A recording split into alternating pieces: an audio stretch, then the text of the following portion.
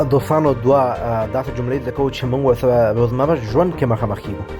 کله چې موږ وایو زه غواړم پیسې ادا کړم، بیل ادا کړم، چې کله موږ پیسې ورکوو دغه جمله په الماني ژبه کې داسې وایو ich ja ich möchte bitte zahlen. وایي زه غواړم پیسې ادا کړم.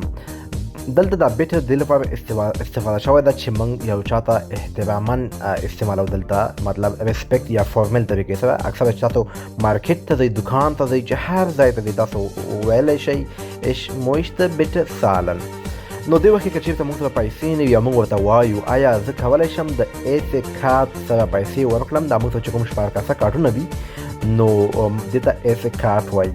نو دوستانو دغه جمله په الماني ژبه داسې وایي kann ich mit ایسه کارت سالن، کن ich mit ایسه کارت سالن. وای آیا کولی شم په دغه کارت پیسې ورکړم. دغه دوه جملې دي، زده کړئ دوستانو، مهمې جملې دي، ښایسته جملې دي.